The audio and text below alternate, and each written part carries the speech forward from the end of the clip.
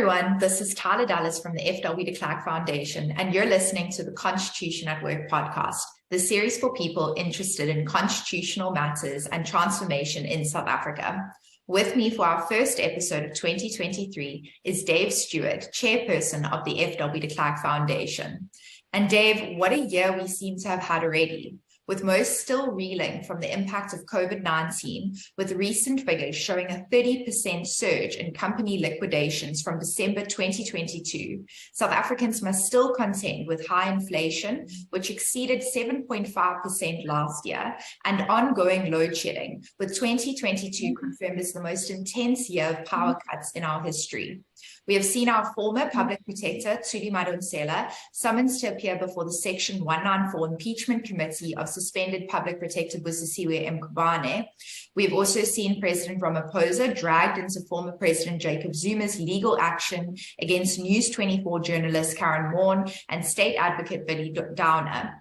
A march to the Tsuli House by the DA protesting the energy crisis, and for the first time, a threat by UCT staff to strike for a wage increase that meets inflation figures, and we haven't even got to the end of January.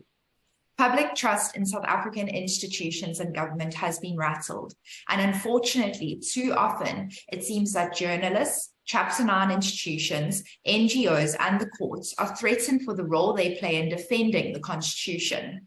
Now, this year marks 30 years since the adoption of South Africa's first non-racial and inclusive constitution. What should South Africans make of this in light of what seems to be a somber start to the year? Well, thank you, Tyler. But first of all, I would just like to say that although things are pretty serious in South Africa, and you mentioned a lot of the things that cause us great concern, it's not nearly so serious as it was in the mid-1980s. In 1986, there seemed to be absolutely no hope for South Africa. We were increasingly isolated. We had uprisings and insurrection throughout the country led by the UDF. We had the Soviet Union intruding into Southern Africa and Angola. Our army was involved in large-scale battles with basically Soviet and Cuban supported forces in Angola. We were experiencing a huge economic crisis. The banks had pulled the plug on our short-term loans, and there just didn't seem to be any hope. So when I think about the situation now, it is serious, but it is different because now we have a constitution that works. With all of the problems that we have, we are still a functioning multi-party democracy. We still have independent courts that uphold the rule of law and that protect basic human rights. Sure, there are huge problems, we know about them, but for us, the critical thing is that we were able to move away from that incredibly dark scene in the mid-1980s to a new situation, to the adoption of our interim constitution in 1993, 30 years ago, as you point out, and to a dawn of hope. Now, the key point in this transition was the 2nd of February. It was the speech that FW de Klerk made to Parliament in which he opened the door to negotiations with representatives of all South Africa's peoples on a new and inclusive constitution. And that is why we at the FW de Klerk Foundation celebrate the 2nd of February every year. We celebrate it with a conference, and the conference focuses primarily on the Constitution. The Constitution that we then managed to negotiate, first in 1993 with the interim Constitution, and then in 1996 with our present Constitution. And why is this important? Because in these dark days, The Constitution remains the best guarantee for a democratic, free, and prosperous future for all South Africans. And it is incredibly important to defend it. That's why the theme of our conference this year is going to be defending the Constitution. And it's going to focus on the institutions that have actually played a huge role in saving and defending our Constitution during the last 10 years. And those institutions are investigative journalists. You remember the role that they played in exposing the corruption under state capture under President Zuma.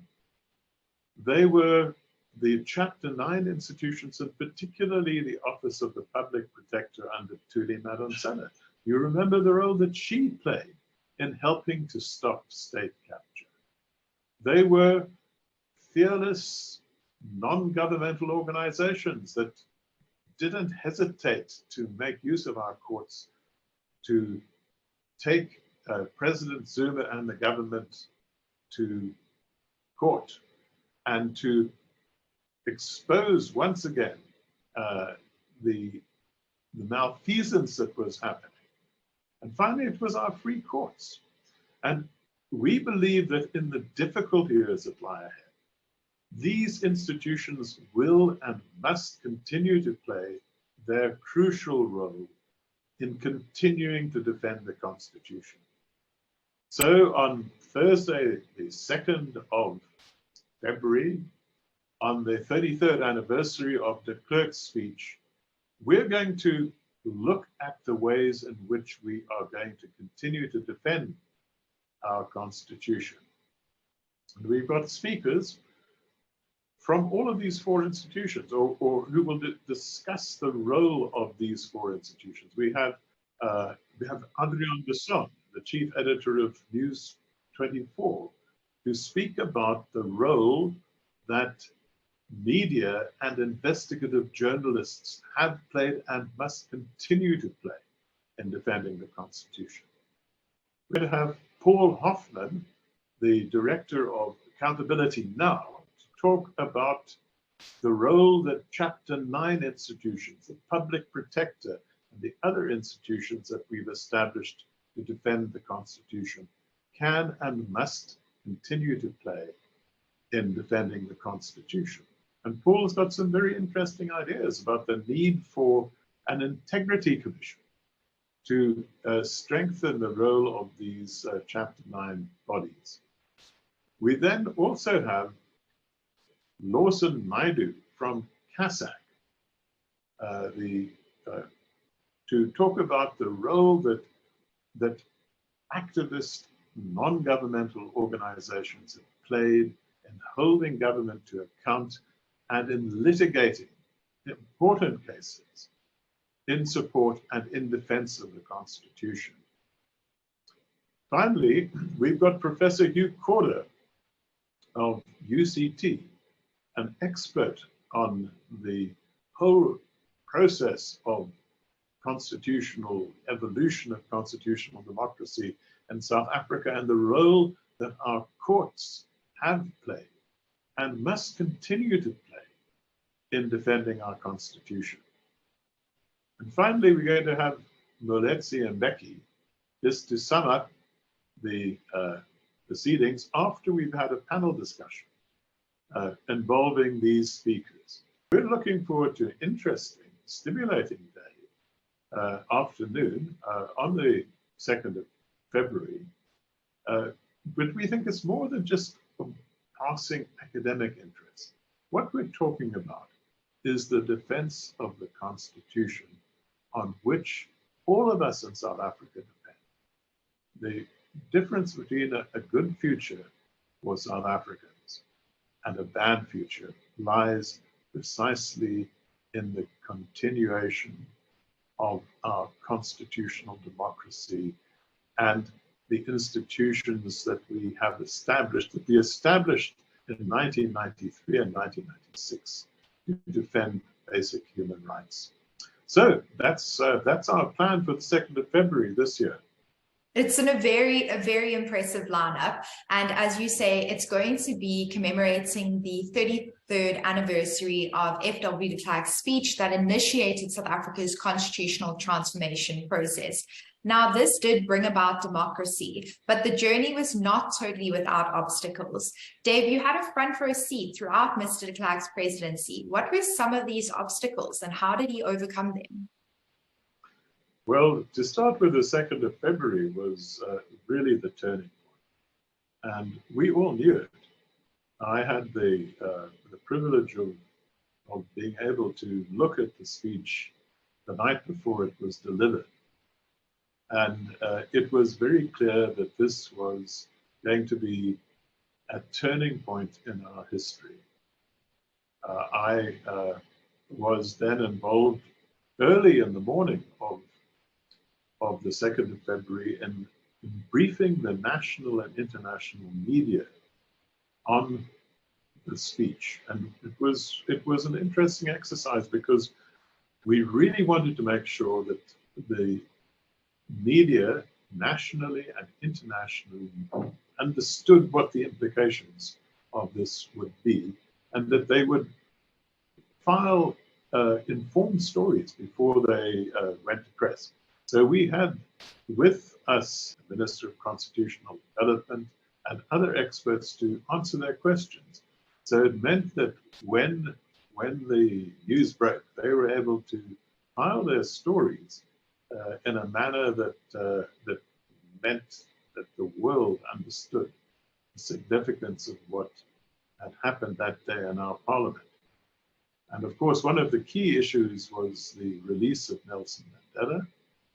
FW de Klerk said it was imminent, but he didn't say exactly when it would happen. And since we had all of the world's media in Cape Town at that time, it meant that we had the communication ball in our scrum for a whole week before Nelson Mandela was released. And we knew that once he would be released, of course, all of the world's attention would focus on him and on the ANC. But in the intervening days, we had the opportunity of beginning to change perceptions of what was happening in South Africa.